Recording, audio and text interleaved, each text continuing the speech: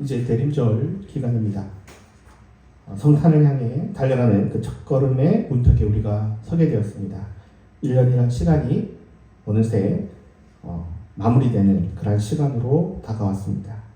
우리 매년 연말이 되기 전에 이 대림절을 가지게 되지만 사실 대림절은 한 번도 똑같은 방식으로 오지 않습니다. 왜냐하면 대림절은 과거와 그리고 또 다가올 미래를 동시에 향하기 때문입니다.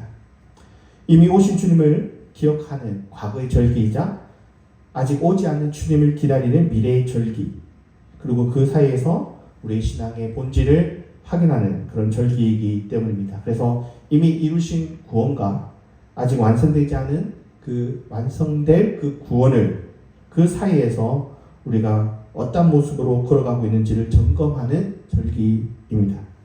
그래서 대림절 신앙은 늘 이 두 단어를 품습니다. already와 not yet. 그래서 이미와 아직, 이 두 가지가 동시에 있습니다. 여기서 우리의 정체성이 형성됩니다. 여기서 우리의 기다림도 깊어집니다. 이 기다림의 첫 주에 예수님을 만났던 두 자매 마리아와 마르다, 이 둘 이야기를 통해서 우리가 이 대림절의 영성, 기다림의 영성이 어떤가 한번 돌아보려고 합니다. 오늘 대림절 그림이 좀 많네요. 이 마르다와 마리아에 대해서 좀 살펴보려고 하는데요. 이 이야기는 복음서 전체 중에서 누가복음에만 나옵니다. 마태복음에도 없고 마가복음에도 없고 요한복음에도 없고요. 오직 누가복음, 그것도 5절만 나오는 아주 짧은 사건입니다. 그럼에도 불구하고 우리는 이 이야기 그렇게 낯설지 않죠. 그만큼 우리에게는 친근한 본문입니다. 그래서 누가는 이 짧은 이야기를 굉장히 중요한 위치에 놓고 있습니다. 왜 누가가 이 위치에 놓았을까? 이 지점을 우리가 놓치면 누가가 하는 이 마르다와 마리아의 얘기를 잘못 읽어낼 수 있는 것입니다. 우리가 이 두 자매의 이야기를 통해서 누가복음은 어떤 이야기를 하고 있는지, 그리고 예수님의 이야기는 도대체 무슨 이야기인지, 어찌 보면 너무나 평범한 이 일상의 이야기를 왜 성경은 기록하고 있는지 그걸 한 번 더 생각해 볼 필요가 있습니다. 먼저 이 마르다와 마리아에 대한 기존의 해석이 무엇이었나, 우리가 헛다리를 짚었다면 어떤 헛다리를 짚었나를 좀 살펴볼 필요가 있습니다. 먼저 고전적 해석입니다. 마르다는 일을 많이 하다가 마리아처럼 예수님의 말씀을 듣는 일을 소홀히 해서 예수님께 꾸중 듣는 그런 인물로 기억되죠. 그래서 열심히 일을 하는 것보다 뭐가 더 중요하다? 말씀을 더 듣는 것이 더 중요하다라는 것으로 알려진 이 이야기다라고 우리에게 알려져 있습니다. 쉽게 말해서 말씀 듣는 것이 가장 우선이다, 이런 식으로 우리는 아마 이 본문을 대했을 겁니다.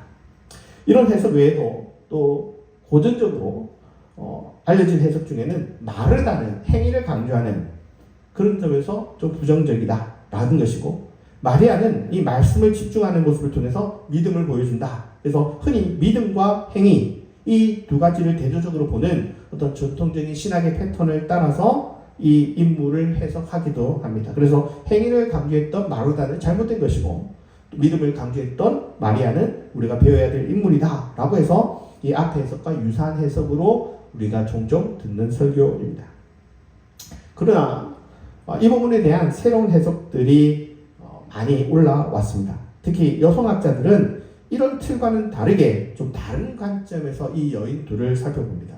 여성의 인권, 여성의 차별, 어떤 여성의 어떤 주도성들을 살펴보면서 이런 것이 반영되었나 안 반영되지 않았는가를 보는 그런 관점으로 살펴보는 거죠. 그래서 마리아가 당대 여성에 대한 이미지를 깨고 있다라는 점에서 칭찬하는 겁니다. 당대 여성은 좀 나쁜 말로 부엌대기나 하고 남자 말에 순종이나 하던 그런 사회에 마리아는 오히려 남성처럼 서당에 가서 학교에 가서 공부하고 배우는 아주 진취적인 역할을 한다라는 점에서 어떤 새로운 여성의 어떤 지도자상을 보여준다라는 점에서 칭찬하고요. 다분히 여성들의 관점으로 보는 거죠. 또 마르다는 기존의 여성의 모습을 답습한다라는 점에서 비판을 받습니다. 그러니까 마리아는 일종의 자유 여성의 모습을 보여준다는 점에서 칭찬받는 거고, 또 그런 자유를 갈망하는 여인의 모습을 야단치는 이 마르다는 자유를 억압시키고 해방을 억압시키는 심지어 여성의 적인 여성으로서 보기도 합니다. 이런 입장은 여성신학적 해석이 활발하면서 이러한 견해를 따르는 여성신학자들이 많고요. 어찌됐든 이런 해석들은, 다수 해석들은 본문에 이야기하는 것처럼 마르다는 잘못했다, 그리고 마리아는 잘했다 라는 해석, 본문과 결을 같이 하는 해석이죠. 그러나 이 본문과 또 다른 이 본문을 우리가 생각하는 것과는 다르게 보는 학자들도 있습니다. 여성신학자 중에 가장 해석학적 혁명가라고 얘기할 수 있는 피오렌자라는 학자가 있습니다. 그러니까 여성신학에 있어서 피오렌자라는 학자를 모르면 여성신학을 알 수 없을 정도로. 근데 이 학자는 성경에 기록된 많은 부분들이 가부장적으로 쓰여있다. 그래서 이러한 것들은 다 잘못됐다라고 얘기하는 아주 강성학자입니다. 이 피오렌자는 이 마리아가 보여주는 행동 자체도 비판합니다. 아니, 남성의 발밑에서 조용히 순종하는 자세가 뭐가 아름답냐? 오히려 마리아를 칭찬하는 이 본문이 오히려 여성 억압적이다, 이렇게까지도 얘기합니다. 그러니까 마리아에 대해서 비판을 거두지 않는 거죠. 마리아를 좋게 보는 입장이 어떤 고전적 입장이라면 마리아를 칭찬하는 거, 그게 오히려 잘못됐다 라고 보는 그런 해석도 있습니다. 최근에는 굉장히 많은 학자들이 아니다, 마르다나 마리아나 누가 더 잘했다가 아니라 사실은 두 여성 다 잘하고 있다 라는 해석이 많은 학자들의 지지를 받고 새롭게 대두되고 있는 해석입니다. 마르다는 예수님의 일을 도왔다라는 점에서 칭찬할 만하고, 또 마리아는 마리아대로 잘하고 있다는 겁니다. 그래서 예수님이 당대 여성들이 함부로 남자처럼 공부하고 배우는 걸 못마땅해 하는 그런 시선을 거두고 둘 다 잘하고 있으니까 괜찮다라고 말하고, 그런 입장에서 보는 그런 해석들이 많은 지지를 받습니다. 이러한 다양한 해석들이 이 마르다 마리아 본문에 대한 해석들이 있고, 굉장히 많은 사람들이 이 본문을 관심 있게 보고 있다라는 한 예인 것 같습니다. 그러면 이 본문에서 예수님이 정말 말하고 싶었던, 이 본문이 말하고 싶었던 것은 무엇일까요? 우리는 지금껏 너무나 오랫동안 마르다는 틀렸고 마리아는 옳았다라는 이 대립구조 속에서 이 본문을 읽어왔습니다. 그러나 이것은 딱 이 본문만 볼 때 그렇게 보입니다. 놀라운 건 전체 맥락, 좀 더 넓은 맥락만 한 칸만 우리가 뒤로 물러서면 이 사건이 다르게 보인다는 겁니다. 누가복음 전체의 맥락, 그리고 이 본문에 흘러가는 어떤 흐름, 그리고 누가복음이 어떤 여성을 어떻게 이야기하고 있는가를 그려보면 이 본문이 달라 보인다는 겁니다. 먼저 이 누가복음이 갖고 있는 어떤 문학적인 위치를 좀 생각해 볼 필요가 있습니다. 마르다와 마리아는 다른 본문 없이 덩그러니 이 본문만 툭 튀어나온 얘기가 아니라 선한 사마리아인의 이야기가 나오자마자 바로 그 뒤에 따라오는 본문입니다. 여러분, 선한 사마리아인의 본문의 결론이 무엇인지 혹시나 기억하십니까? 가서 너도 이와 같이 하라, 자비를 베풀어라, 선한 이웃이 되라. 그리고 나서 이어지는 이야기가 바로 환대하는 마르다와 마리아의 이야기입니다.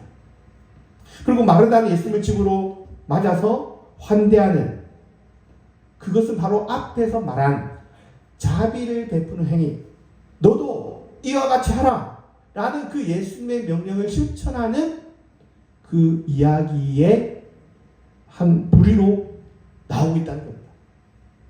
누가복음의 서사 구성에서 마르다는 선한 사마리아인처럼 실천하는 인물로 또 다른 선한 사마리아인으로 등장한다는 겁니다. 앞서 여러분, 선한 사마리아인의 이야기에서 당대에 아주 충격적인 행동을 했던 인물 누구죠? 선한 사마리아인이죠.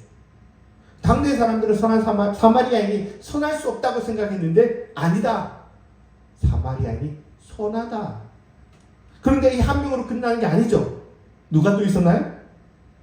당대에 악명 높았던 여관 주인도 있습니다. 이 여관 주인도 환대하고 있다는 거죠.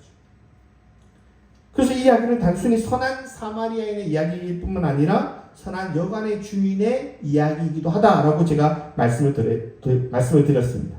이제 이 이야기가 끝나자마자 또 한 명이 참여하고 있습니다. 바로 마르다가 환대하는 인물로 재등장하고 있습니다. 우리는 흔히 마르다가 잘못했다, 문제다 라는 입장에서 이 누가복음을 보고 있지만 사실은 이 누가복음의 이야기에 흘러가는 내용에서는 그러한 시선이 오히려 잘못된 시선이다라는 거죠. 마르다의 섬김이 잘못이 아니라는 겁니다. 오히려 모범이 이 이야기가 흘러가는 두 외부인의 모습, 선한 사마리아인과 선한 여관 주인의 이야기와 동급의 인물이 나오는 거죠. 마르다와 마리아입니다. 둘 다 환대와 섬김, 디아코니아, 호스피탈리티 해서 이 두 가지를 실천하는 그 모습이 어디에서 재현되냐? 마르다와 마리아에서 재현된다. 특별히 어디에서? 마르다가 주도적이죠. 사마리아인과 여관 주인에 이은 또 다른 섬김의 인물로 나오고 있습니다. 여러분 혹시 그걸 아십니까? 여러분 누가복음을 읽으면요, 누가복음은 남성 여성이 번갈아서 나옵니다. 다른 복음서 그렇지 않습니다. 누가복음만이 남성 여성, 남성 나오면 여성 나오고 여성 나오면 남성 나오고, 그래서 이 두 인물들을 비교해 가면서 이야기하고 있는데 흥미로운 건 상당수의 남성보다 누가? 여성이 좀 더 긍정적으로 훌륭하게 그려주고 있다는 겁니다. 여기서 이 두 이야기, 선한 사마리아인과 마르다 마리아 이야기의 비교 대상은요, 선한 사마리아인과 여관 주인이 아닙니다. 이 두 여성과 비교되는 남성이 누굴까요? 누굴까요? 주부 같은 사람을 무시했던 유대인들. 누구죠? 제사장과 레위인입니다. 이 두 남성과 비교되는 여성들이 나오는 겁니다. 여러분 선한 사마리아인과 여관 주인은요, 유대인이 아니에요. 그러니까 비교 대상이 아닙니다. 비교되는 것은 제사장과 레위, 그들이 마르다와 마리아가 비교되고 있습니다. 마르다는 당대 최고로 존경받던 그 제사장 레위보다 더 나은 존재, 사마리아와 여관 주인 같은 인물로 대비되고 그렇게 나타나고 있습니다. 그러면 우리가 흔히 마르다는 뭔가 잘못된 거야 라고 되는 그 판단보다는 신은 훌륭한 인물로 제시되고 있다라는 것을 생각해 볼 필요가 있습니다. 그러나 이 이야기에는 이 마르다만 훌륭하다라고 얘기하고 있는 것이 아닙니다. 그 집안에는 당대에 전혀 없던 새로운 방식으로 주님을 맞이하는 인물이 또 재등장합니다. 바로 마리아입니다. 사실 우리에게는 마리아가 새삼스러울 것도 없고 새삼스럽지도 않은 새로울 것도 없는 인물로 비춰질지 모르겠습니다. 왜냐하면 오늘날 공부하는 여성은 우리한테 그렇게 신기하고 새로운 그런 여성일 리가 없기 때문이죠. 여러분 기억하십니까? 여러분 70년대 80년대만 해도요, 여성이 대학 가는 게 그게 신기하던 시대였습니다. 대부분 그냥 고등학교만 나오면 되는 거예요. 그리고 다 뭐 합니까?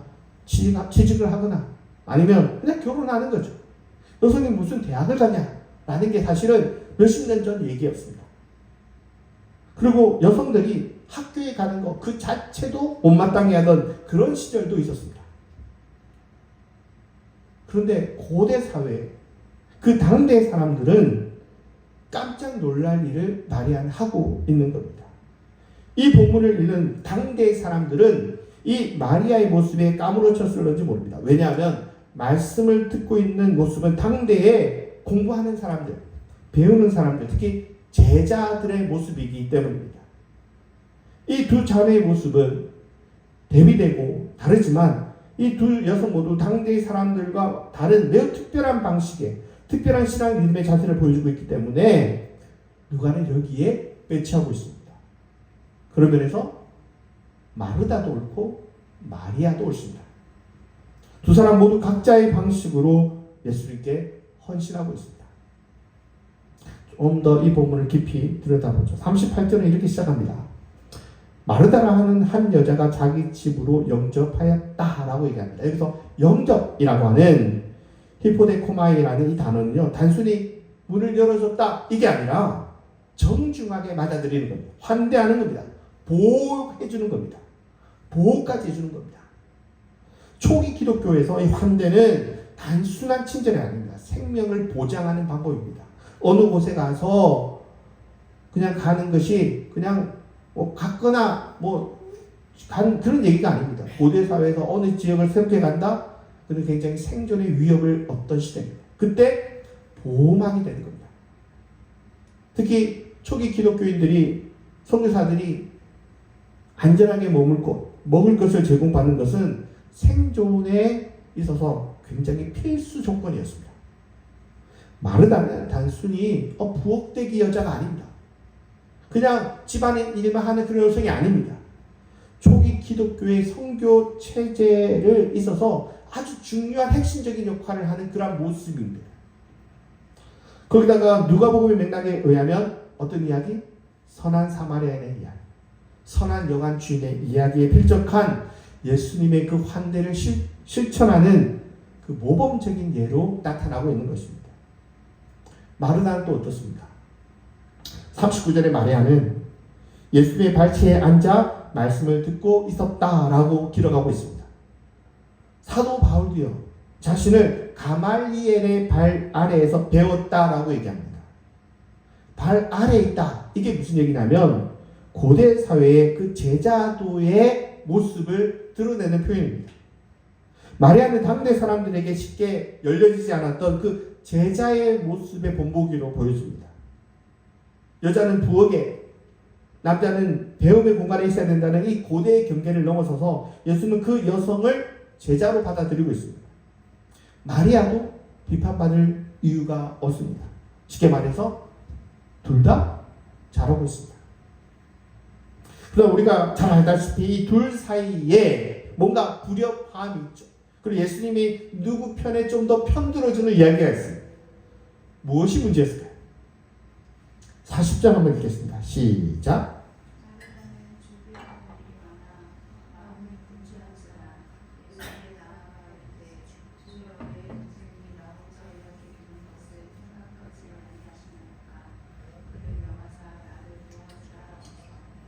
여기서 중요한 단어는 마음이 분주하다라는 단어입니다. 페리스파토라는 마음이 끌려다니다, 산만해지다, 빼앗기다라는 단어입니다. 마르다는 섬김의 문제가 되고 있는 게 아니라 시선이 흔들린 상태입니다. 예수님께로 향하는 시선이 마리아에게로, 그리고 홀로 남은 나에게로 이동했습니다. 그러자 예수님 그리고 결국 이렇게 얘기합니다. 주여, 내 동생이 나 혼자 일하게 두는 것을 아무렇지도 않게 여기십니까? 예수님의 지적은 마르다의 섬김이 아니라 그 섬김 안에 스며든 비교와 불만입니다. 문제는 봉사가 아니라 시선입니다. 마르다의 시선이 예수님에게서 마리아에게로, 그리고 자기에게로 옮겨가는 순간 이 섬김은 기쁨이 아니라 불만이 되고, 섬김은 예배가 아니라 짐이 되기 시작합니다. 시선이 흔들리고 불만이 생긴 마르다는 예수님에게도 그 불만을 살짝 토로하죠. 주여, 내 동생이 나 혼자 일하게 두는 것을 아무렇지도 않게 두고 계십니까? 여기서 주님, 당신은 개의치 않습니까? 멜레소이라는 이 말은 마르다의 분노, 서운함, 심지어 상처를 드러냅니다. 그러자 예수님께서는 야단치는 게 아닙니다. 여러분, 성경에서 두 번 부르는 거는 좀 애틋한 부르심입니다. 야, 누구야? 가 아니라 마르다야, 마르다야. 두 번 부릅니다. 이 두 번은요, 혼내는 게 아닙니다. 책망이 아닙니다. 따뜻한 호추입니다. 내 동생 마리아는 마리아대로 좋은 것을 택하였으니까 빼앗기지 않는다. 예수님께서 말씀하신 좋은 편은 마르다의 섬김을 반대하거나 마리아만 옹호하는 게 아닙니다. 마르다는 틀렸고 마리아만 옳은 것도 아닙니다. 누가는 이 이야기를 통해서 서로의 소명을 인정하고 축복하라는 메시지를 전하고 있는 것입니다. 우리는 너무나 오랫동안 이 본문을 이렇게 읽어왔습니다. 일하는 마리아는 잘못이고 말씀을 듣는 마리아는 옳다. 하지만 이 누가복음의 문맥을 읽다 보면, 그리고 학계 학자들의 많은 분석을 따라가 보면 결국 이 둘 중에 누가 더 나은가를 말하는 본문이 아닙니다. 둘 다 잘하고 있습니다. 이 본문은 여성들끼리의 어떤 우열 비교나 역할 분리를 말하는 것이 아니라 이 얘기입니다. 각자의 소명과 역할을 서로 존중하고 가는 겁니다. 마르다가 잘못한 게 아니고요. 마르다는 어찌 보면 더 많은 좋은 일을 하려고 한 거예요. 그러니까 마리아는 그 환대의 역할을 충분히 잘하고 있습니다. 여러분, 마리아는 마리아대로 말씀을 듣는 제자의 소명을 잘 감당하고 있습니다. 우리는 그렇게 생각할 수 있습니다. 환대에 있어서 말씀을 듣는 게 무슨 의미가 있지? 아닙니다. 여러분, 제자가 되는 것 자체도 오히려 그 일에 더 적극적으로 참여하는 겁니다. 하나님의 사역에 적극적으로 참여하고 있는 것은 일하는 여성만이 아니라 제자도 역시 마찬가지로 환대하는 사람들입니다. 누가는 이 둘을 대립시키는 게 아닙니다. 오히려 앞에 선한 사마리아인의 그 두 인물처럼, 선한 사마리아인과 선한 여관주인의 이야기처럼 둘 모두 행동하는 신앙입니다. 여러분, 제자가 된다, 발 아래 있다, 말씀을 듣는다고 해서 가만히 있는 게 아닙니다. 오히려 이 둘은 제자이자 제자의 또 다른 각자의 길을 가고 있는 겁니다. 문제는 어떤 게 더 중요하냐, 어떤 게 더 좋냐, 여기서 생긴 약간의 불협화음일 뿐입니다.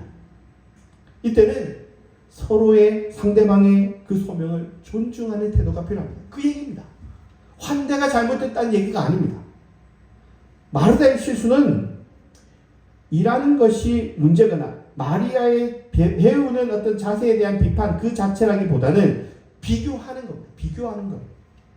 내가 너보다 낫다든지, 너는 나보다 못하다든지, 너는 내 일을 해야 된다든지, 이런 식으로 무엇인가 비교하는 시선 그 자체의 문제일 뿐이지 그들의 행동 자체가 문제인 게 아닙니다. 그러면 답은 뻔하죠.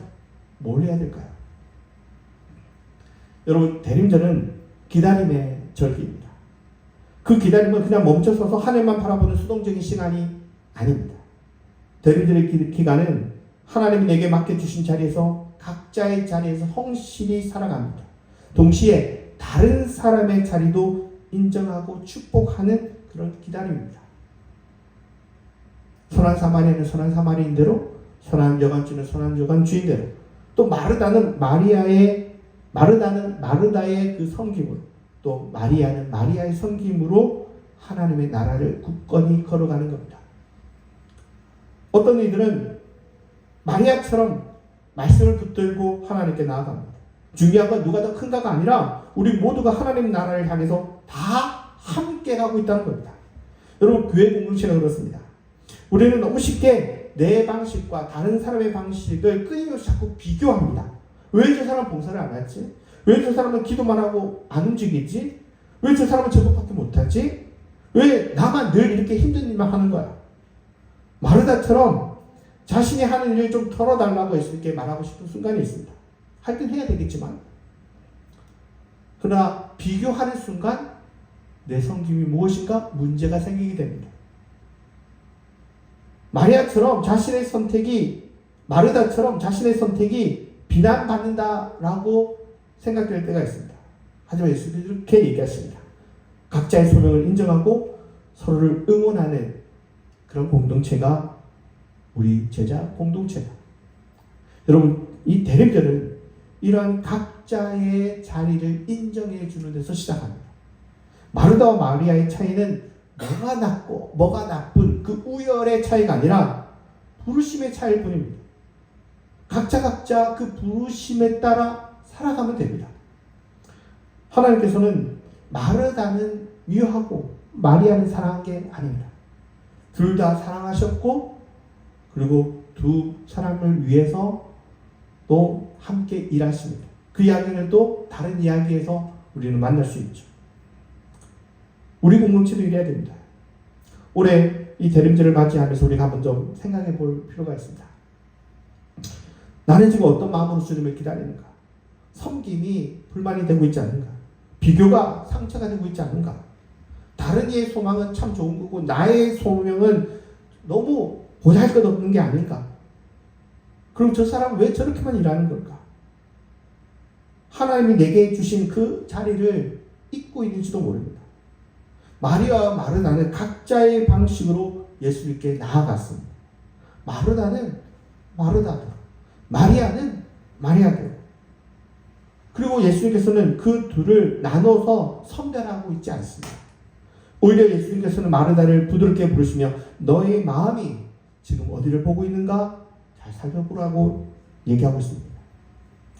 여러분, 대림절은 이미와 아직 그 사이를 걷는 성도들의 시간입니다. 이미 오신 주님을 기억하고 또 오실 주님을 소망하면서 각자의 소명 가운데서 살아가고 나만 그렇게 사는 것이 아니라 서로의 소명, 타인의 소명도 존중하고 축복하면서 함께 가는 겁니다. 함께 가는 겁니다. 우리는 지금 내 자리에서 각자의 자리에서 잘하고 있습니다. 섬기는 분도, 배우는 분도, 기도하는 분도, 묵묵히 견디는 분도 다 주님께서 기쁘게 받으십니다. 대림절 첫 주일을 시작하면서 예수는 오늘도 우리에게 이렇게 얘기하십니다. 너는 많은 일로 염려하고 근심하지만 정말 필요한 건 딱 한 가지다. 주님을 바라보는 마음, 그거 충분하다. 이 마음만 살아있으면 섬김도 예배가 되고 기다림도 걸음이 되고 눈물도 기도가 됩니다. 사랑하는 여러분, 올해 대림절은 마리아를 나눠 판단하는 그 절기가 아니라 마르다는 마리아들, 마리아는 마리아들, 그리고 서로를 응원하는 그러한 모두를 품는 그런 절기가 되기를 바랍니다. 그리고 그들을 따뜻하게 부르셨던 예수님의 목소리가 내 마음에도 울리기를 바랍니다. 마르다야, 마르다야, 너는 지금 네 자리에서 충분히 잘하고 있다. 나는 너를 사랑한다. 그리고 서로 축복해라. 여러분, 첫 주일 여러분 마르다처럼 섬기고 마리아처럼 듣는 그 모두를 품고 응원하는 그런 넉넉한 마음으로 이 기간을 기다리는 우리가 되기를 바라겠습니다. 기도하시겠습니다.